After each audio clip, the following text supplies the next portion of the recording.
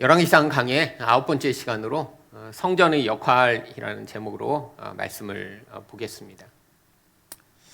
이 성전이 이제 드디어 완공이 되었습니다.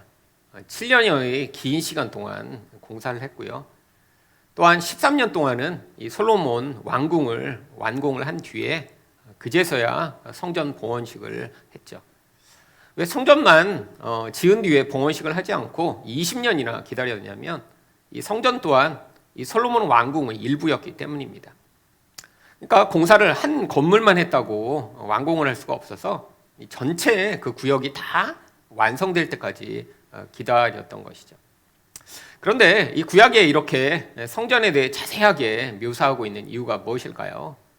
바로 구약에서 이 성전을 통해 우리에게 그림으로 메시지를 전달하고자 한 것이죠. 우리가 이제 이 열왕기상도 지금 많은 내용이 있지만 거기에서 아주 핵심되는 내용만을 저희가 이렇게 추려서 함께 보고 있습니다. 이 열왕기상 8장만 하더라도 60절이 훨씬 넘거든요. 근데 이렇게 많은 성전에 대한 이야기가 기록된 것이 이 성전을 통해 참 성전이신 예수님이 누구신가를 또한 보여주고자 하는 목적이 있고요. 또한 성령을 통해 하나님과 함께하게 되는 결국 우리 또한 성전으로 어떠한 삶을 살게 되는가를 함께 이것을 통해 이야기하고 있는 것이죠. 특별히 이 봉헌식에서 나오는 이 성전의 모습은 이 성전의 역할이 무엇인가를 우리에게 이야기하고자 기록된 것입니다. 그렇다면 성전의 역할은 무엇인가요? 첫 번째로 하나님의 영광을 드러내는 것입니다. 6절 말씀을 보겠습니다. 제사장들이 여호와의 언약궤를 자기의 처소로 메어 드렸으니 곧 성전이 내소인 지성소 그룹들의 날개 아래라. 지난번에 우리 성전 그림을 보여드렸지만 이 성전 건물은 그 안에 성소와 지성소로 나뉘어 있습니다. 이 지성소는 가로 세로 높이가 9m 정도 되는 그런 정육면체의 모양을 가지고 있고요. 또 이 지성소 내부는 다 황금으로 발라져 있죠. 이 황금은 왕권을 상징하는 가장 중요한 금속이었기 때문에 하나님이 통치하신다, 하나님이 왕이시다라고 하는 것을 이 황금을 통해 보여주고 있는 것입니다. 근데 이 지성소 안에 아주 커다란 두 천사를 거기에 만들어 놨습니다. 그 천사를 여기는 이제 그룹들이라고 부르죠. 왜 천사라고 하지 않고 이 그룹이라고 하는 이런 특별한 이름을 사용한 것일까요? 천사라고 이야기를 했을 때 한국말로는 한자어가 천사가 뭔가요? 하늘에 있는 사자라는 뜻으로 천사라고 줄여서 얘기하는 것입니다. 원래 이 천사라고 하는 의미 가운데 담겨있는 핵심적인 의미는 전달자라는 뜻이에요. 하나님이 어떤 메시지를 이 땅에 전달하실 때 왔다 갔다 하면서 하나님이 이렇게 말씀하셨다라고 전달하는 그런 메시지의 전달자, 혹은 하나님이 어떤 일을 시키실 때 그 일을 대행하는 자로서 천사라고 부르는 것이죠. 그런데 여기에 나오는 이 천사들은 역할이 다릅니다. 이 세파림이라고 하는 천사들은 어떤 역할을 하냐면 하나님과 사람 사이를 왔다 갔다 하는 천사가 아니라 하나님의 주변에서 하나님을 호위하고 하나님을 보좌하는 그런 특별한 천사들이에요. 그래서 이 천사들은 모양도 일반적으로 이 땅을 왔다 갔다 하는 천사와는 다릅니다. 성경에 여러 가지 모양이 나오는데 기본적으로 이 천사들은 날개도 2개가 아니에요. 하나님의 영광이 너무나 찬란하기 때문에 2날개로는 얼굴을 가려서 하나님을 그 영광을 가리고요. 2날개로는 날고요. 또 이 발은 더러움을 상징하기 때문에 하나님의 거룩함 앞에서 자기의 더러움을 감추기 위해 사실 2날개로는 자기의 발을 가리고 있습니다. 그래서 날개가 어떻게 보면 6개예요. 이것도 상징적인 거죠. 나중에 천국에 갔는데 6개의 날개를 가진 천사가 이렇게 날아다니는 게 아니라 이처럼 하나님을 보좌하는 거는 쉬운 게 아니다라는 것을 보여주는 거예요. 우리 하나님은 영광스러우시고 거룩하신 분이다라는 걸 보여주는 거죠. 여기에 근데 왜 이렇게 천사를 만들어 놓은 것일까요? 이 천사를 정말 거대하게 만들어 놔서 이 지성소를 가득 덮도록 만들어 놨습니다. 그래서 다음 절을 보면 그룹들이 그 처소 위에서 날개를 펴서 교회와 그 채를 덮었는데 커다란 날개로 거기에 있는 가장 중요한 성물인 언약궤를 이렇게 덮고 있는 모양을 하고 있는 것이죠. 그림으로 한번 만들어 보면 뭐 이런 모양입니다. 뭐 이렇게 생겼는지 모르겠어요. 근데 이렇게 큰 천사가 날개로 사실 이 언약궤를 덮고 있습니다. 근데 이 언약궤에도 사실 여기 작은 천사들이 있어요. 이 천사들은 뭘 상징하나요? 이것도 하나님의 주변에서 하나님을 보좌하는 천사들을 상징합니다. 이 언약궤의 이 뚜껑이 뭐 하는 장소라고 불리냐면 시은좌라고 불리는 장소예요. 근데 이 시은좌가 뭐 하는 장소냐면 하나님이 죄를 용서하시는 장소라는 것이죠. 대제사장이 어린 양을 죽인 피를 가지고 이 지성소에 들어가 이 뚜껑에다 뿌립니다. 근데 이 뚜껑이 뭐 하는 장소냐면 하나님이 임재하셔서 거기에 서셔서 바로 인간과 만나시는 장소가 바로 이 뚜껑이에요. 뚜껑. 그러니까 하나님이 이 자리에 서셔서 인간을 만나주시는 그 장소죠. 물론 보이지 않지만. 그래서 이 천사들이 이렇게 있는 것입니다. 왜? 하나님의 그 임재 가운데 이들이 하나님을 보좌하고 인간과의 사이에서 하나님 앞에 서 있는 자들로 서 있기 때문이죠. 결국 이 지성소는 뭘 얘기하나요? 하나님이 하나님의 백성과 함께하고 계시다라고 하는 것을 보여주는 상징적인 그림입니다. 자, 그런데 하나님이 이렇게 오시면 어떤 일이 벌어지죠? 자, 10절을 보시면 제사장이 성소에서 나올 때 구름이 여호와의 성전에 가득하매. 이 구름이 왜 나타난 걸까요? 바로 이 구름은 인간이 하나님의 영광을 직접 보지 못하도록 하나님의 영광을 감추는 이런 커튼과 같은 역할을 한 것입니다. 뭔가 신비한 분위기를 풍기려고 이렇게 연기를 가득하게 한 게 아니에요. 여러분, 인간은 그 하나님의 영광을 직접 볼 수가 없습니다. 하나님의 존재 자체가 너무 찬란하기 때문에 인간은 하나님을 직접 만날 수 없는 존재예요. 하나님이 이 땅에 오셔서 인간을 만나셔야 되는데 마치 구름으로 하나님과 우리 사이에 마치 장막을 치듯 하나님을 감추어 우리가 직접 하나님을 영광을 보지 못하도록 가리는 역할을 한 것이죠. 그래서 11절은 뭐라고 이야기합니까? 제사장이 그 구름으로 말미암아 능히 서서 섬기지 못하였으니 이는 여호와의 영광이 여호와의 성전에 가득함이었더라. 구름이 가득하다고 했다가 이번에는 여호와의 영광이 가득했다라고 이야기를 합니다. 결국 이 구름은 하나님의 영광을 이야기한 것이죠. 결국 이 성전에 이렇게 하나님의 영광이 가득한 것은 무엇을 보여준 것인가요? 성전은 이렇게 하나님의 영광을 드러내는 역할을 해야 된다라고 하는 것입니다.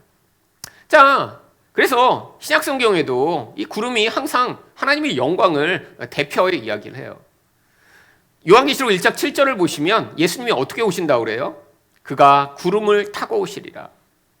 제가 예전에도 말씀드렸는데 이 예수님이 구름을 타고 이 땅에 진짜 오시나요?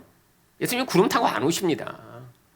여러분, 여기 타고라고 번역된 이 타고를 영어 번역만 하더라도 뭐라고 번역하고 있나요? Look, he is coming with the clouds. 구름을 타고 오시는 게 아니라 구름과 함께 오십니다. 왜 구름과 함께 오시죠? 구름이 운송수단이 아니에요. 우리가 자동차 타고 가시듯이 예수님이 하늘에서 구름을 타고 오시는 게 아니라 바로 영광의 상징인 이 구름과 함께 오심으로 다시 오실 예수님은 누구보다 영광스러운 하나님이심을 이 구름을 통해 보여주고 있는 것이죠. 예수님은 영광스럽게 다시 오신다를 여긴 구름과 함께 오신다라고 성경이 표현하고 있는 것입니다. 자, 근데 그 예수님이 어떤 분이세요? 예수님이 바로 하나님의 영광을 보여주신 분이에요. 말씀이 육신이 되어 우리 가운데 거하심에 우리가 그의 영광을 보니 아버지의 독생자의 영광이요 은혜와 진리가 충만하더라. 아버지의 독생자의 영광이 무엇인가요? 여러분, 하나님은 눈에 보이지 않습니다. 근데 예수님이 바로 그 하나님을 그대로 이 땅에 우리에게 보여주신 분이라는 거죠.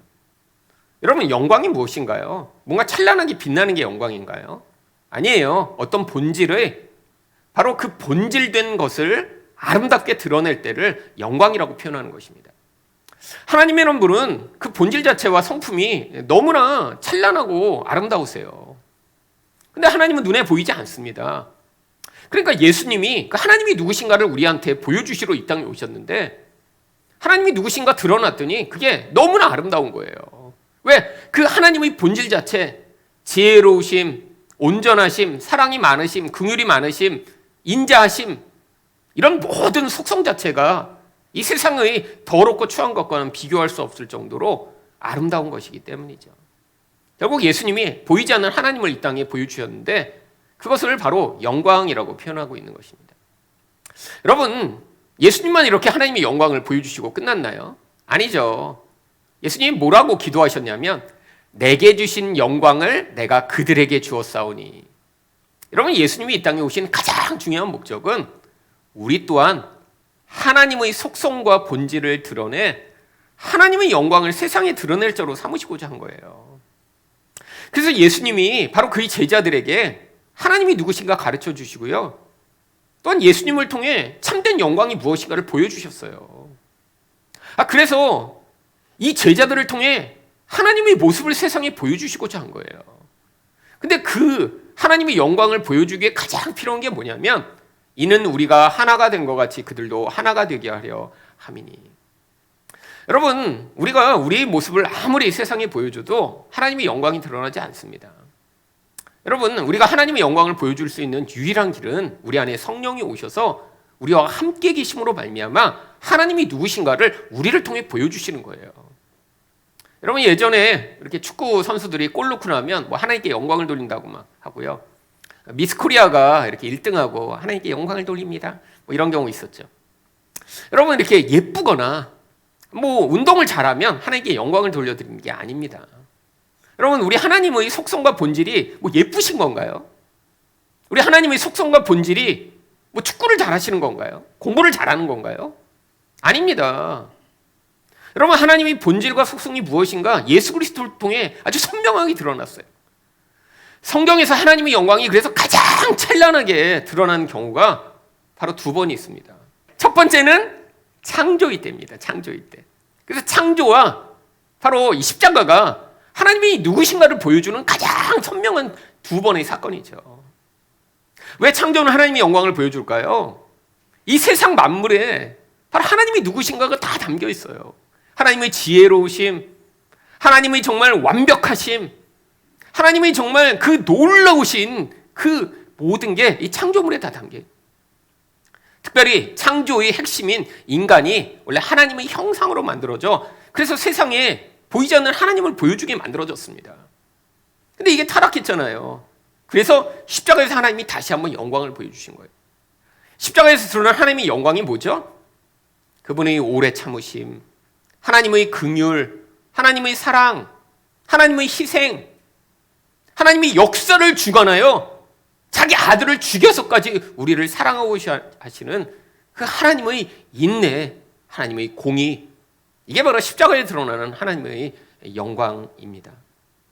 여러분, 그래서 바로 우리 또한 하나님이 그 자리에 초청하고 계신 거예요. 여러분, 우리는 근데 뭘 할 수 없나요?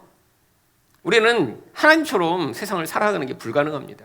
왜? 욕심 때문이죠. 여러분, 희생하고 싶으세요? 포기하고 싶으세요? 잘 안 됩니다. 이거 노력한다고 되는 게 아니에요.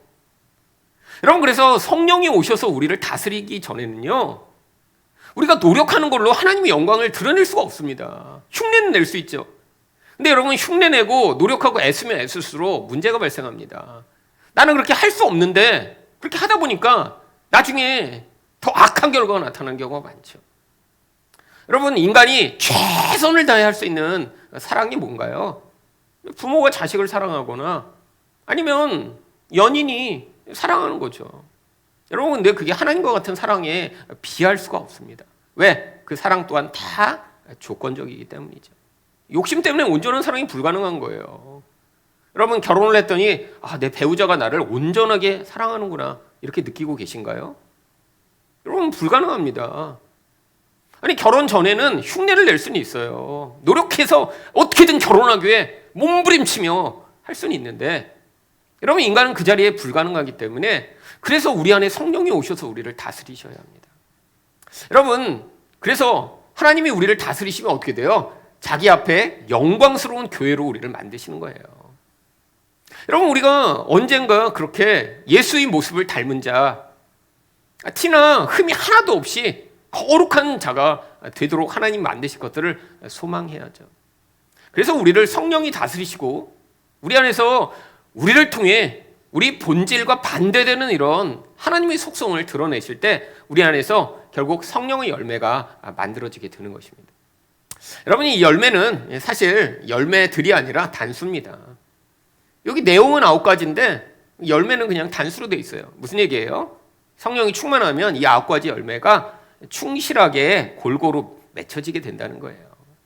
예를 들면 이렇게 보다가 나는 사랑이 좋은데 사랑은 나는 큰 열매를 맺고 오래 참음은 별로니까 별로 안 맺어도 되겠다. 이게 안 된다는 거예요. 우리 안에서 만약에 오래 참음이 열매가 거의 없다면 그럼 나머지도 그 수준으로 별로 없는 겁니다. 똑같이 맺어지게 돼 있죠. 여러분, 그래서 우리 안에 사랑, 희락, 화평, 오래 참음, 자비, 양성, 충성, 온유, 절제와 같은 열매가 맺어지는데 이 열매를 뭐라고 합니까? 금지할 수 없대요. 왜? 성령이 우리를 통해 만들어내신 결과물이기 때문이죠. 여러분, 열매가 이렇게 다양한 열매가 맺어집니다. 근데 제가 색을 약간 다르게 해놨죠. 잘 안 보이실 텐데 옆에 보면 사랑, 희락, 화평은 노란색, 인내, 자비, 양선은 파란색, 충성, 온유, 절제는 빨간색으로 일부러 3개씩 구분을 해놨습니다. 여러분, 여기 있는 사랑이 누군가를 좋아하는 것을 사랑이라고 얘기하나요? 원래 이 3가지씩은 원어 헬라어 성경에 보면 이 3가지씩 끊어서 쉼표로 따로 돼 있어요. 이 3개가 따로 묶여 있다는 거예요. 의미로. 여러분, 이 모든 성령의 열매는 바로 온전한 관계 안에서 맺어지는 바로 결과물입니다. 여러분, 여기 있는 사랑이라고 화평을 왜 묶어놨을까요? 이 3가지는 하나님과의 온전한 관계로 말미암아 우리 안에 얻어지는 결과물이기 때문이죠. 여러분, 맨 처음에 있는 사랑은 단순한 누구를 좋아하는 그런 종류의 사랑이 아니라 하나님이 나를 무조건적으로 사랑하시기 때문에 내가 경험하는 그 온전한 사랑을 받은 자의 그런 본질을 바로 사랑이라고 이야기를 하는 것이죠. 여러분, 우리는 이 땅에서 이런 사랑을 경험하기 어렵습니다. 모든 사랑은 사실 조건적이에요. 여러분, 부모의 사랑도 사실 조건적입니다. 여러분, 인간이 다 자기 욕심이 있고 인간이 온전하지 못하기 때문에 자녀를 사랑할 때도 그렇게 완벽하게 사랑하는 부모가 없어요. 자기 기분이 좋고 자기가 좋아하는 걸 잘하면 좋아하고 편해하고 또 자기 마음에 들지 아니하면 짜증내고 화내고 이게 본질인데 하나님만 그렇게 우리를 사랑하시지 않습니다. 하나님은 완벽한 무조건적인 사랑으로 인간을 사랑하시기 때문에 여러분, 이 사랑을 받은 자만이 자기의 영혼 안에 있는 이 깊은 갈망에서 벗어나 하나님의 사랑 안에 견고한 삶을 살게 되죠. 여러분, 또한 이렇게 하나님과의 온전한 관계를 누리게 되면 우리 안에 가득한 것이 희락입니다. 여러분, 이 희락은 이 땅에서 사람들이 그렇게 원하는 쾌락과는 다른 거예요. 여러분, 쾌락은 어떤 건가요? 내 육신적 그런 자극을 통해 얻게 되는 만족인데 여러분, 이 쾌락은 항상 조건적입니다. 문제가 있어요. 더 강한 자극이 필요하고요. 나를 외적, 육신적으로 만족을 해야 되고요. 또 사람마다 자기 기호가 있기 때문에 그 특이한 기호에 정말 맞춰줘야 돼요. 얼마나 어려운가요? 여러분, 근데 이 희락은 그렇지 않습니다. 여러분, 우리 영혼이 원래 텅 비어있는 영혼이 되었는데 거기에 하나님의 사랑이 가득 부어지며 바로 하나님의 생명이 충만할 때 우리 본질 안에 있는 그 충만함으로 말미암아 경험되는 내적인 충만의 결과로 나타나는 기쁨을 희락이라고 이야기하는 거예요. 여러분, 그래서 우리가 환난 당할 때에도 기뻐할 수 있는 것입니다. 이 희락이 있는 사람은 내가 뭐를 가졌거나 뭐가 돼서 기쁜 게 아니라 그냥 하나님이 내 안에 그 생명을 가득하게 부어주시기 때문에 감옥에서도 마치 바울 사도처럼 찬양하고 기뻐할 수 있는 그 견고한 본질이 하나님과의 온전한 관계 안에서 얻어지게 되는 것이. 여러분, 화평은 무엇인가요? 바로 우리가 이 두려움에 매여 있지 않고 하나님이 완벽하게 내 인생과 삶을 통제하신다라고 하는 그 통치에 대한 믿음에서 나오는 결과가 바로 화평입니다. 여러분, 우리 얼마나 두려운가요? 갑자기 무슨 일이 벌어질까? 암에 걸릴까? 나쁜 일이 생기면 어떻게 하지? 여러분, 우리는 끊임없이 환경과 미래 가운데 두려움을 가지고 있습니다. 근데 하나님이 어떠신 분이세요? 우리 각자를 향한 계획 가운데 가장 선한 곳으로 우리 인생을 이끌어 가시는 하나님이십니다. 여러분 이걸 배워가고 그 하나님의 통치를 믿게 되면 그제서야 우리가 이 두려움에서 벗어나 하나님의 통치를 받아들여 내 인생에서 어떤 일이 벌어지더라도 우리가 화평할 수 있죠. 여러분 그 다음 나오는 인내, 자비, 양선은 그럼 뭘까요? 이건 바로 다른 사람과의 관계 안에서 바로 예수님과 같은 태도로 우리가 대하게 되는 거예요. 여러분 인내라고 하는 거는 참는 게 아닙니다. 여러분 사람 사이에서 이 참으면 어떻게 되나요? 폭발합니다. 폭발. 참는 게 더 안 좋아요. 폭발을 안 하는 사람은 내적으로 폭발해서 우울증에 걸립니다. 그러니까 인간은 참으면 안 되는 존재예요. 여러분 밖으로 폭발해서 다른 사람한테 화내도 이거 문제죠. 그렇잖아요. 가족이나 가까운 사람한테 화내면 그거 얼마나 악해요. 근데 또 화를 못 내는 사람은 어떻게 돼요? 자기 자신에게 화를 내다가 내면으로 폭발해버려요. 여러분 인내는 참는 게 아니에요. 인내의 다른 말이 바로 소망이란 단어입니다. 하나님의 통치와 하나님의 개입과 하나님의 그 사랑을 내가 신뢰함으로 말미암아 다른 사람이 성장할 때까지 기다려줄 수 있는 마음이 인내예요. 여러분 사실 이게 우리에게 너무 필요합니다. 여러분 연약한 사람을 볼 때 우리는 우리 수준과 우리 욕망으로 자꾸 바라봐요. 그러니까 못 참는 거예요. 우리가 생각해 놓은 내 시간에 따라 변화됐으면 좋겠고요. 바뀌었으면 좋겠어요. 근데 여러분 인생마다 하나님의 계획과 스케줄이 있습니다. 하나님이 때에 개입해 오실 거고요. 우리는 그 자리에서 뭐 하면 돼요? 인내하고 사랑하면서 기다리면 돼요. 근데 그걸 못하니까 통제하려고 그러고 화를 내고 짜증내고 자꾸 관계가 깨어지는 것이죠. 여러분 근데 하나님의 마음이 우리를 다스리기 시작하면 사람에 대해 하나님의 눈으로 바라볼 수 있는 시각이 생깁니다. 두 번째로 자비는 뭐예요? 이건 우리가 다 아는 겁니다. 받을 자격이 없는 자에게 베풀어지는 긍휼. 여러분 받을 자격이 있는 사람한테 긍휼을 베풀고 잘해주는 건 이거 너무 당연하죠. 착하니까 예쁘니까. 근데 하나님은 우리한테 어떻게 하셨어요? 은혜를 받을 자격이 없는 자에게 은혜를 주셨어요. 그 하나님이 마음으로 다른 사람을 대하는 것입니다. 여러분 그러니까 우리는 불가능해요. 여러분 미운 놈한테 어떻게 더 잘해주겠어요? 긍휼을 베풀고 선을 베풀겠어요? 여러분 근데 단순히 긍휼을 넘어서 받을 자격이 없는 자를 향해 선한 행위까지 하는 것을 양선이라고 얘기하는 것입니다. 이건 더 어려워요. 내가 마음으로 그래 저 인간도 불쌍하지 이렇게 하고 할 수는 있어요. 근데 거기서 더 나아가서 미운 놈한테 떡 하나 더 준다? 이거 쉬운 거 아닙니다. 여러분 이거 인간의 마음으로는 불가능한 마음이죠. 근데 성령이 우리를 다스리시면 이게 된다니까요. 그래서 우리를 통해 만약에 이런 행위가 다른 사람을 통해 나타나면 어떻게 돼요? 하나님의 모습이 드러나는 것입니다. 왜? 우리는 원래 불가능했잖아요. 솔직히 여러분의 모습을 보세요. 옆에 있는 사람을 그렇게 하나님의 눈으로 바라보며 기다리고 계신가요? 아니 자격이 없는 자를 향해 긍휼로 바라보시며 불쌍하다고 여기고 계신가요? 아니 아무런 선한 거를 받을 만한 인간이 아닌데 가서 때려주고 싶은데 오히려 가서 선을 행할 수 있는 그런 능력이 여러분에 계신가요? 아니야, 우리는 없습니다. 우리 안에는 이게 없기 때문에 성령이 우리를 다스리셔야 하는 것이죠. 마지막으로 그러면 이 빨간색으로 된 세 가지는 무엇일까요? 바로 우리 자신 간의 관계가 온전해지게 되면 나타나는 열매들입니다. 여러분 우리 안에는 우리가 통제 못하는 힘이 너무 강력해요. 여러분 다 아시죠? 여러분 자기가 다 해봤을 거예요. 근데 여러분 결심하는 대로 우리 못 삽니다. 왜냐하면 우리 안에 우리를 넘어서는 강력한 힘이 우리 안에 자꾸 영향을 미치는데 그 옛사람의 힘이 인간이 단순히 내가 계획하고 통제하고 싸우는 걸로 이길 수 없기 때문이죠. 그 중에 가장 어려운 것 중에 하나가 바로 우리 말을 통제하는 것입니다. 이 충성은 그래서 말에 대한 통제 능력을 얘기하는 거예요. 여러분 사실 저도 집에서 자주 혼나는데 내가 이렇게 할게 그리고 잊어먹어요. 자꾸 말한 대로 못 살아요. 왜 그러죠? 말할 때는 당장 그렇게 하면 할 수 있을 것 같아. 이렇게 해야지. 그리고 그다음 잊어버리고 또 똑같이 하고 말한 대로 잘 안 돼요. 여러분 우리 하나님 앞에서 얼마나 많은 거짓말을 했나요? 하나님 내가 이렇게 그리고 그렇게 살고 계신가요? 여러분 우리는 말한 대로 못 살아요. 인간이 말을 통제할 수 없습니다. 또한 이렇게 좋은 말을 하는 건 괜찮아요. 여러분 나쁜 말을 통제하고 계신가요? 아마 여러분이 하지 말아야 될 말만 안 하셨어도 부부관계나 이런 자녀의 관계가 그렇게까지 악화되지 않았을 거예요.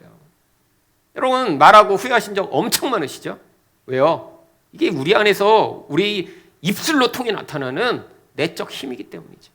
근데 성령이 우리를 다스리시면 우리 말과 본질을 일치하게 만들어 가십니다. 해야 할 말만 하고요. 하지 말아야 될 말을 하지 않을 수 있는 말에 대한 힘을 주시는 게 바로 성령이라 그걸 충성이라고 하는 거예요. 여러분 온유는 무엇일까요? 온유는 한 가지 의미로는 하나님의 뜻에 복종하는 상태입니다. 근데 자기 자신과의 관계 안에서는 자기 안에 있는 욕망을 통제하는 힘을 온유라고 해요. 근데 이 욕망을 통제하기 때문에 나타나는 게 뭐냐면 특별히 분노를 통제하는 힘입니다. 여러분 이 분노가 왜 나타난다고요? 내 마음대로 안 되니까요. 근데 결국 분노가 강하다는 건 뭐가 강한 거예요? 욕망이 강한 거예요. 내 마음대로 살고 싶은 거예요. 근데 누군가 그거를 못하게 하거나 상황이 안 되면 화를 내는 거예요. 여러분 근데 여러분 분노처럼 또 다스리기 어려운 감정이 없습니다. 이게 감정이 아니기 때문이에요. 내면에서 내가 내 마음대로 살고 싶은 이 죄성을 결국 이 분노를 통해 나타나는 거기 때문에 이게 인간이 통제하기 어려워요. 여러분 분노 때문에 여러분 결심해 보신 분 계시잖아요. 내가 이제 화 다시는 안 내겠다고. 여러분 근데 그 다음에 이런 사람일수록 화를 나중에 더 많이 냅니다. 그리고 한 번 화내면 그냥 내가 참아도 안 되니까 그냥 더 화낸다. 그러고 더 화내요. 여러분 근데 하나님이 다스리셔야 우리 안에 이 분노를 통제하는 힘이 나타납니다. 마지막으로 절제는 뭐죠? 여러분 알고 계신 대로 우리 쾌락을 통제할 수 있는 힘이에요. 여러분 우리 다 육적인 쾌락에 물들여져 있습니다. 사람마다 약한 게 다 달라요. 어떤 사람은 보는 것으로 자꾸 무너지고 먹는 것으로 무너지고 듣는 것으로 무너지고 왜요? 우리 안에 욕망이 이렇게 우리를 자극적인 쾌락으로 몰고 가는데 여러분 이 쾌락을 우리가 통제하지 못하는 게 인간의 본질입니다. 약한 대로 계속 넘어지는 거예요. 여러분 근데 성령이 다스리시면 어떻게 돼요? 우리 안에서 이 쾌락을 넘어설 수 있는 힘을 우리 안에 주시는 것입니다. 여러분 이게 무슨 모습이에요? 이게 예수님의 모습이에요. 여러분 예수님은 그래서 사람에게 흔들리지 않으셨어요. 하나님의 사랑에 온전히 사로잡히신 분이니까.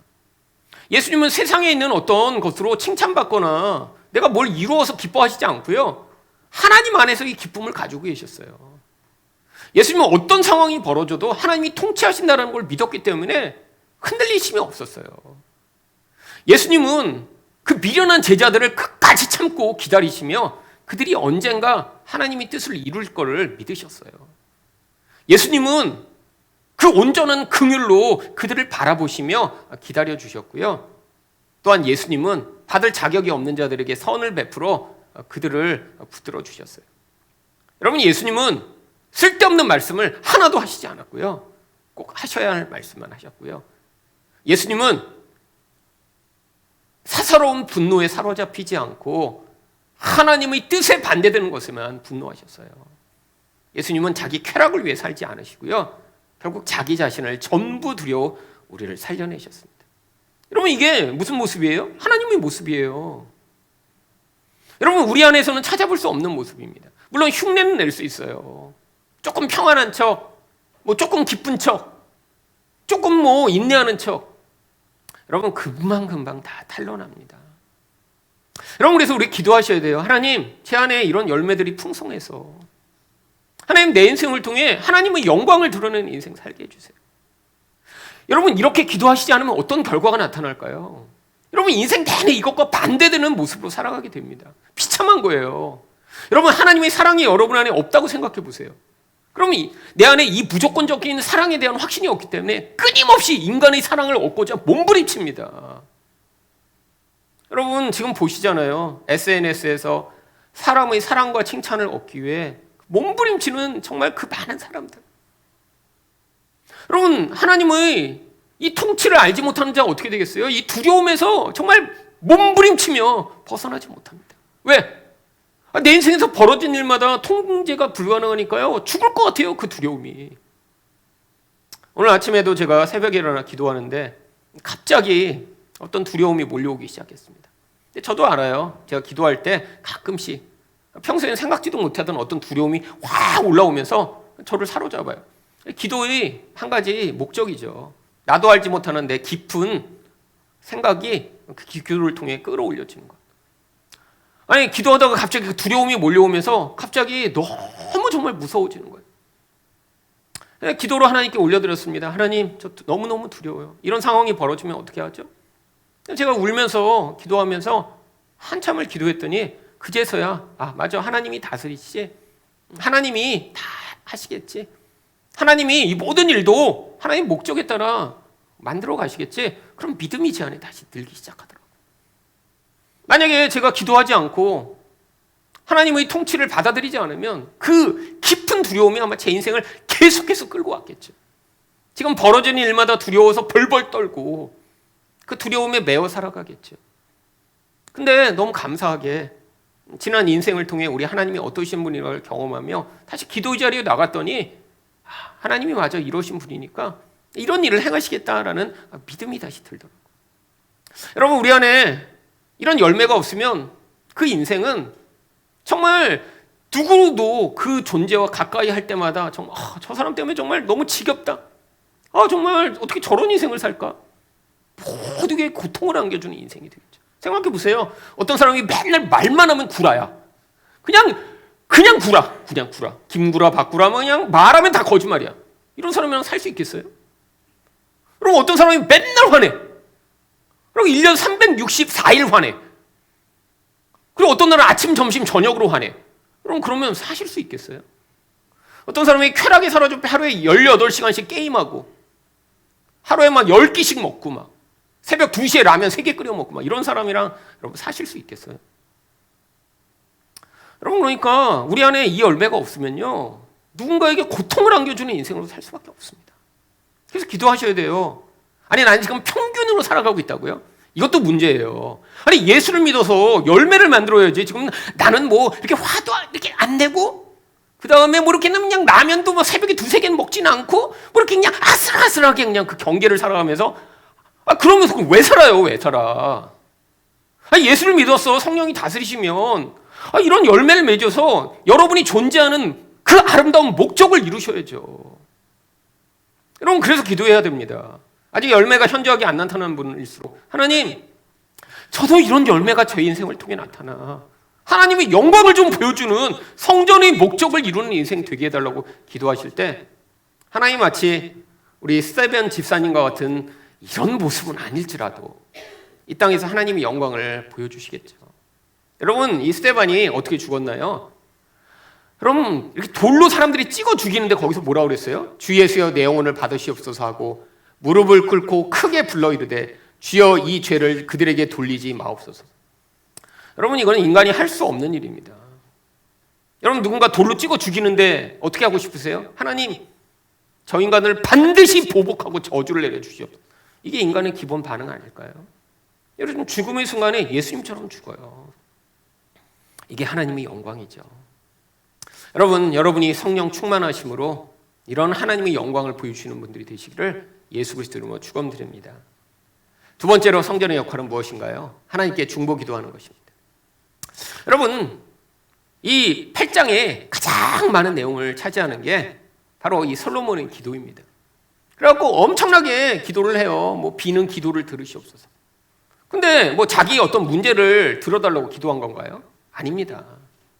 이 성전이라는 게 하나님을 만나는 장소니까 이제 앞으로 자기 백성들이 이 성전에 하나님이 계신 줄 알고 기도를 시작할 텐데 하나님, 그때마다 좀 기도를 들어주세요라고 지금 대표를 통해 미리 간구한 거예요. 여러분, 백성들이 언제 기도할까요? 첫 번째로 보면 주는 하늘에서 들으시고 행하시되 주의 종들을 심판하사 악한 자의 죄를 정하여 그 행위대로 그 머리에 돌리시고 의로운 자를 의롭다 하사 그의 의로운 바대로 갚으시옵소서. 여러분, 인생을 살다 어떤 경우를 당해요? 불의가 가득한 경우를 경험합니다. 여러분, 세상에 그렇지 않아요? 여러분, 불의가 너무 가득한데 정의가 이루어지지 않아요. 나쁜 놈 너무 잘 되고 의로운 자들이 핍박받는 이 세상을 보며 그때 기도하면 어떻게 하라는 거예요? 그 성전에 하나님이 계시니까 그 기도를 분명히 들으실 테니까 하나님 이 기도 들어주세요. 여러분 또 언제 기도하라고 얘기했나요? 만일 주의 백성 이스라엘이 주께 범죄하여 적국 앞에 패배하게 되므로 주께로 도와 주의 이름을 인정하고 이 성전에서 주께 기도하며 간구하거든. 여러분 언제 기도하라고요? 범죄하였을 때요. 여러분 범죄할 때 하나님이 거기 계시니까 하나님 이 범죄로 말미암는 죄악을 용서해달라고 기도하면 하나님이 용서해달라고 지금 간구한 거죠. 여러분 또 언제 기도해요? 이 땅에 기근이나 전염병이 있거나 곡식이 시들거나 깐부기가 나거나 메뚜기나 황충이 나거나 적국이 와서 성읍을 에워싸거나 무슨 재앙이나 무슨 질병이 있든지 막론하고. 여러분 인생에서 우리가 막을 수 없는 이런 고난과 재앙을 얘기합니다. 여러분 고대에도 이렇게 기근이 나고 황충이 몰아닥치면 그냥 갑자기 망하는 거예요. 근데 이 고난의 때 하나님께 기도할 수 있도록 이 성전에서 하나님 기도 들으시니까 이 백성이 기도할 때 들어달라고 간구하고 있죠. 또 언제요? 먼 지방에서 온 이방인이라도 그들이 주의 크신 이름과 주의 능한 손과 주의 펴신 팔을 소문을 듣고 와서 이 성전을 향해 기도하고, 심지어는 이방인까지도 기도하면 하나님 꼭 들어주세요 라고 간구합니다. 또한 마지막으로 회개했을 때 기도를 들어달라고 간구하죠. 그들이 사로잡혀간 땅에서 스스로 깨닫고 그 사로잡은 자의 땅에서 돌이켜 주께 간구하기를 우리가 범죄하여 반역을 행하며 악을 지었나이다 하니. 여러분 이렇게 자기 죄를 깨닫고 하나님 앞에 회개하면 기도에 응답해달라고 간구하고 있습니다. 여러분 솔로몬이 왜 이렇게 얘기했나요? 그 성전에 하나님이 계시기 때문이죠. 옛날에는 하나님이 멀리 계시다고 생각했어요.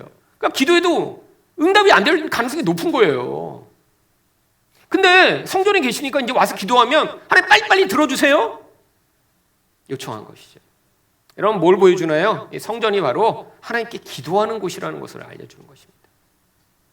바로 우리가 이제 하나님께 기도하는 사명을 가진 존재임을 가르쳐주는 거죠. 우리가 성전이니까요. 여러분 우리가 기도할 때 큰 소리로 기도 안 하셔도 됩니다. 물론 우리가 큰 소리로 기도해야 될 때가 있어요. 여러분 하나님이 못 들으셔서 큰 소리를 하는 게 아니라 우리가 너무 답답하고 힘들어서 우리가 큰 소리로 외쳐야 될 때가 있어요. 근데 하나님이 어디서 우리의 기도를 들으세요? 성전이시기 때문에 이제 여기서 우리의 기도를 들으세요. 여러분 언제 기도해야 되나요? 아까 보셨잖아요. 우리가 범죄했을 때, 고난이 닥쳤을 때, 아니 이런 이방인들을 위해 세상에 불의가 가득할 때 고통 가운데 하나님 앞에 죄를 깨달으며, 여러분 우리에게 하나님이 기도해야 될 사명을 안겨주셨습니다. 여러분 우리가 성전이라면 이 역할을 지금 감당하고 있어야죠. 여러분 우리 가장 중요한 역할, 성전으로서의 역할이 하나는 영광을 드러내는 것이지만 또 하나는 기도하는 것입니다. 왜? 여러분 하나님이 우리 기도에 응답하시며 우리 기도에 귀를 기울이시는 분이시기 때문이죠. 여러분 세상의 사람들은 아무리 외쳐도 하나님이 그 기도에 응답하시지 않습니다. 근데 우리는 속삭이게, 아니 우리 마음으로 하나님께 간구해도 하나님이 다 듣고 응답하세요. 여러분 얼마나 큰 복이고 얼마나 큰 축복인가요? 여러분 예전에 저희 집이 망했을 때 제가 신앙을 잃어버렸습니다. 아니 열심히 예수 믿고 기도하고 했는데 왜 하나님이 우리 집을 망하게 하셨지? 그때 제가 어렸고 하나님을 알지 못했으니까 하나님이 우리를 외면하신다고 생각을 했죠. 그래서 한 1년 넘게 제가 신앙을 완전히 잃어버리고요. 그리고 기도도 한 번도 하지 않고 교회는 다니긴 했어요. 근데 가서 그냥 입만 벌리고 앉아 있었습니다. 설교도 하나도 안 들었죠. 왜? 마음이 상했는데 설교가 들리겠어요? 여러분 근데 그렇게 힘든 상황에서 기도를 못하고 하나님을 찾지 못했더니 어떤 일이 벌어졌나요? 제 영혼이 망가지기 시작했습니다. 너무 영혼이 답답하고 죽을 것 같은데 기도할 수 없으니까요. 안에서 영혼이 자꾸 망가지는 거예요. 여러분 아니 누군가한테 이 고통스러운 상황을 아뢰며 그분이 내 기도에 응답하고 듣고 계시다는 이것을 내가 할 수가 없으니까 제 인생에서 가장 어둡고 고통스러운 때가 바로 그때였습니다. 그 결과로 제가 대학교 4학년 때 쓰러져서 더 이상 학교도 가지 못하고 그렇게 식물인간처럼 된 것이죠. 여러분 지금 제가 할 수 있는 가장 기쁜 일 중에 하나는 하나님이 제 기도에 응답하신다는 거예요. 기도를 듣고 계시다는 걸 아는 것입니다. 그래서 때로는 그냥 걸어가면서도 마음으로 생각으로만 기도하더라도 우리 하나님이 정말 이 기도에 응답하시고 듣고 계시다는 믿음이 있기 때문에 여러분 이게 얼마나 큰 복인지 모릅니다. 물론 내가 기도했다고 당장 이루어지는 건 아니죠. 근데 계속 그래도 아랠 수 있잖아요. 여러분 우리가 이 성전으로서의 사명을 기도로 하나님께 올려드림으로 하나님이 우리에게 이 많은 이러한 절박한